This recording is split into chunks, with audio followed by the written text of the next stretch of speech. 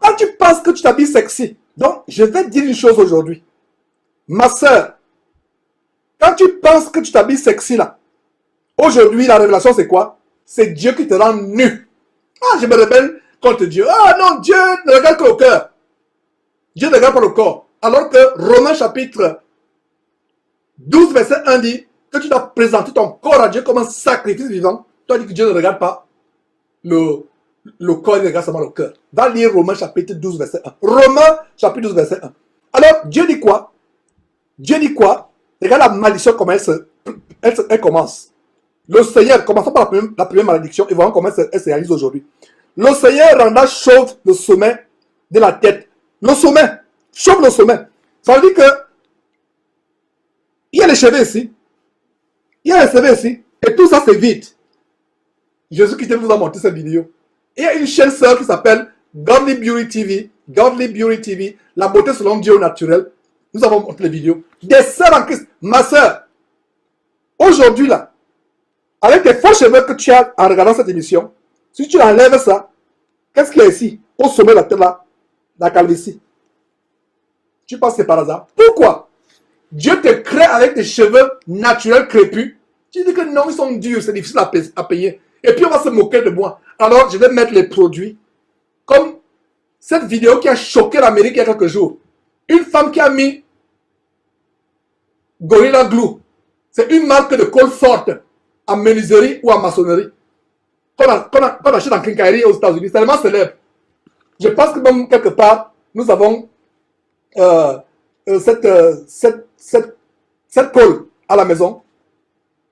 Et elle a collé quelque chose de faux, une perruque avec Gorilla Glue.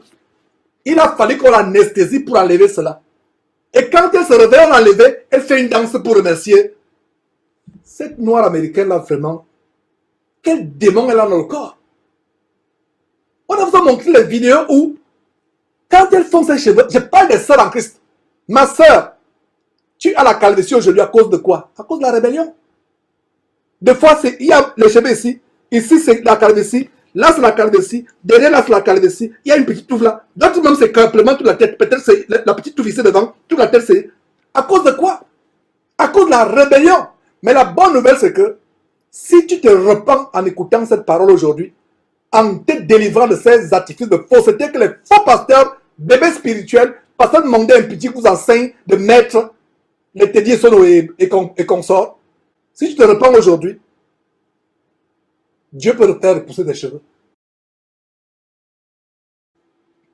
L'Éternel découvrait leur unité. Regardez, l'Éternel découvrait leur unité. Ça se passe de deux manières. J'ai développé la première manière, à savoir que quand tu portes des jeans destroyer, qui te font ressembler à un fou. Le fou a des pantalons taillardés. Mais aujourd'hui, des designers qui ont l'intelligence de tourmenter déchirent, font des vêtements jeans déchirés et tu vas acheter ça. Et tellement cher, 100 000 francs CFA ou 200 €, tu achètes un petit pantalon bidon qui a des déchirures. Et dans l'Ancien Testament, quand quelqu'un déchirait ses habits, c'était le signe d'une grande douleur dans l'âme. Donc, ces designers qui sont possédés par des démons, qui ont une douleur dans leur âme, ça se manifeste par quoi? Par les jeans découpés. Tu t'habilles maintenant comme une folle. Et on appelle ça jean destroyer. Tu poses la vidéo sur YouTube. Oh ma soeur, j'aime ton jean destroyer. Tu es tellement sexy. Toi aussi tu réponds Amen. Oh. Tu réponds Amen à l'abomination. À l'abomination. Sors de ces choses. Sors de ces choses. Fuis ces choses. Donc il y a la première partie d'exposer la nudité. Donc quand tu t'habilles avec le pantalon serré, qu'est-ce qui se passe? Ça montre que tout est courbe.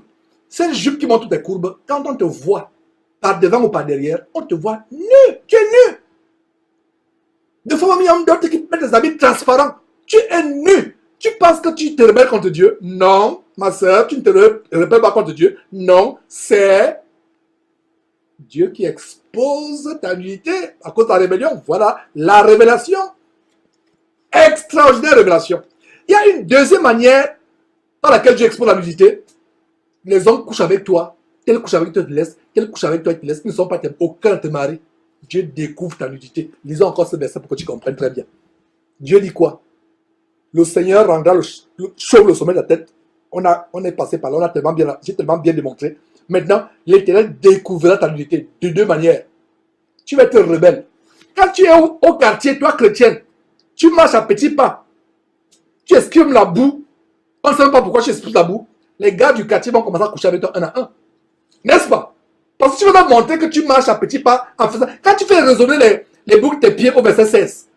Regarde au verset 16. Quand tu fais résonner les boucles, c'est pourquoi qu'ils entendent. Et quand tu fais résonner, les chiens te poursuivent. Quand toi, tu fais résonner, les chiens du quartier vont te poursuivre. Ils vont coucher avec toi. Et voilà comment, tel couche avec toi aujourd'hui, tel couche avec toi aujourd'hui, tel couche avec toi aujourd'hui. Tu penses que, et tu es contente. Quand je grandissais, la nullité, la virginité d'une jeune fille était un grand prix. Aujourd'hui, dans les lycées, dans les collèges, les universités, elle se vante même sur Facebook, elle poste sur Facebook. Ah, moi, j'ai perdu ma virginité hier. Elle poste ça sur les réseaux sociaux. Il y a même des filles aujourd'hui, dans les lycées, dans les collèges, qui doivent mentir. Elle n'a pas été déviergée, mais elle est obligée de mentir qu'elle a été déviergée pour ne pas être exclue du club de copines du lycée ou du collège. Il faut qu'elle mente qu'elle a été déviergée. La virginité, quand je grandissais, j'étais petit, c'était un trésor. Aujourd'hui, ce n'est pas un trésor. Tu épouses une femme qui a couché avec toutes les femmes, tous les hommes du quartier. Homme ou femme, hein, parce que même le lesbianisme est devenu. Je parle des soi-disant chrétiennes. Quelle est la malédiction ici? La malédiction, c'est quoi? C'est Dieu qui fait découvrir ta nudité. Ta nudité doit être vue par ton mari. Rien que par ton mari. Maintenant, Dieu te punit. Tu te rebelles contre Dieu. Non seulement tu es chauve. Et pour garder la calvitie, Dieu te dit, tu aimes les faux cheveux, n'est-ce pas? Tu aimes les perruques, n'est-ce pas? Alors, puisque la chevelure qu'il t'a donnée pour couvrir ta tête n'est pas suffisante, donc quand toi tu mets les polis défrisants, quand tu mets la perruque, qu'est-ce qui est en place? Quand tu mets les tissages, donc Dieu enlève. Dieu est un Dieu juste. Est-ce que vous voyez comment Dieu est un Dieu juste? Alors pourquoi tu te plais d'avoir la calvitie? Donc même tu laisses les cheveux naturels. Tu dis que je vais mettre les tissages. Je vais mettre les faux cheveux. Je vais mettre les tissages. Je vais mettre les perruques. Alors Dieu qui est juste et bon, qui t'a créé, dit, ah, moi Dieu, je t'ai créé avec les cheveux. Tu ne veux pas ces cheveux. Alors, reste avec tes perruques. Moi, j'enlève ce que j'ai créé. C'est pour ça que le sommet de la tête à la calvitie. Est-ce que vous avez compris? Dieu est merveilleux. Dieu est merveilleux. Et ça ne s'arrête pas là. Tu fais teinter tes boucles là, pour montrer que tu as les boucles. Tu fais balancer ta tête à gauche à droite pour que les garçons te voient. Voilà donc ils vont découvrir ta nudité. Et quand tu passes dans le quartier, ils ricanent en te voyant passer. Ils ricanent. Mais ma soeur, si par le passé, tu es passé dans un homme et tu es devenue chrétienne, rends grâce à Dieu. Quand il dit chrétienne véritable, il y a la crainte de Dieu. Parce que là où le péché a abondé, la grâce a surabondé. Et toi qui écoutes cet enseignement aujourd'hui, ce n'est pas en vain. C'est pour ça que j'aimerais que vous partagez ces exhortations à tout jeune sœur en Christ que vous connaissez, sœur en Christ entre guillemets, pour que cela nous fasse réfléchir et nous amène à la repentance.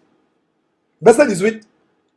En ce jour, le Seigneur ôtera la bouche, les boucles qui servent d'ornement à leurs pieds, et les filets et les croissants. Verset 19, les pendants d'oreilles, les bracelets et les voiles. Verset 20, les diadèmes, les chaînettes des pieds et les ceintures, les bois de sanctuaire et les amulettes, les bagues et les anneaux du nez. Verset 22, les vêtements précieux et les larges tuniques. Regarde tout cela. Regarde tout ce avec quoi ces filles de Sion s'engonçaient. J'utilise bien le mot s'engonçaient. C'est un français ancien, mais c'est un français. Je n'ai pas d'autres mots. Il y a des gens qui disent, Georges, tu as des mots. C'est quel français? C'est un français. L'engoncement de ces sœurs en Christ aujourd'hui. Regardez avec quoi elles s'engoncent. À partir du verset 18. Les filets et les croissants. Soulignez. Faisons un petit jeu à ce niveau. Soulignons ça avec quoi ces femmes s'accoutrent, s'engoncent le corps. Soulignons les objets de leur engoncement. Verset 18. Les filets et les croissants. Filet 1, croissant 2, verset 19, pendant l'oreille 3, bracelet 4, les voiles 5, les diadèmes 6, les chaînettes de pied 7, les ceintures 8, les bois de santé, les amulettes 9, 10, les bagues et les anneaux du nez, nous sommes à 12, les vêtements précieux, les larges tuniques, nous sommes à 14, les manteaux et les gibetières, nous sommes à 16, verset 23, les miroirs, les chemises fines, nous sommes à 18, les turbans et les surtout légers, une vingtaine d'artifices mondains frivoles d'engoncement. L'amour du monde, mes frères et sœurs. Voilà. L'amour du monde. L'amour du monde. C'est comme ces filles aujourd'hui sont des chrétiennes. Leur sac à main. Si on versait tout ce qu'il y avait dans le sac à main, cheveux, ceci, cela. Mes frères, ça c'est terrible. C'est terrible, mes frères. Si on versait leur sac à main,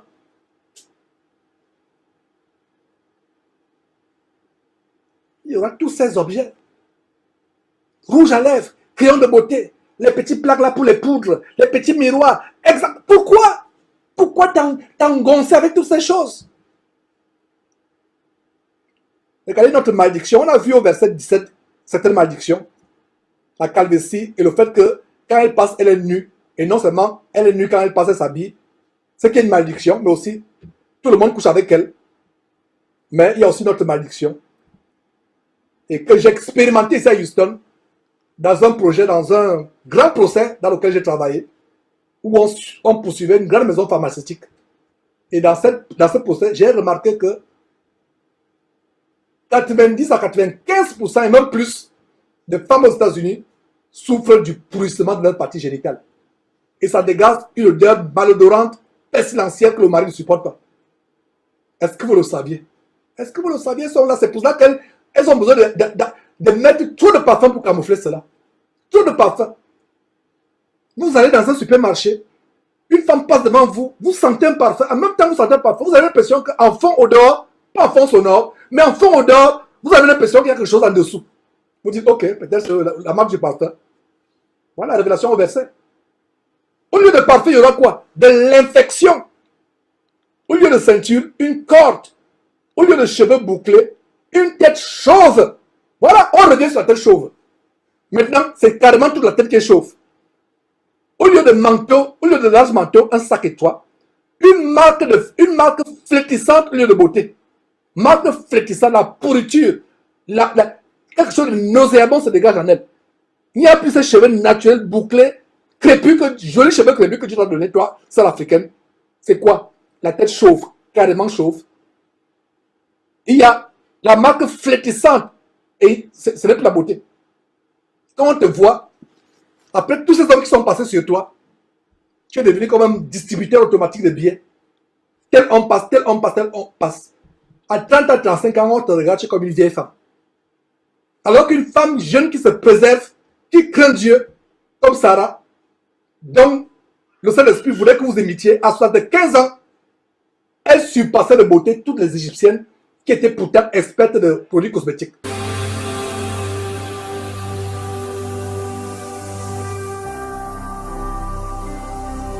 Jésus-Christ TV, vous connaîtrez la vérité et la vérité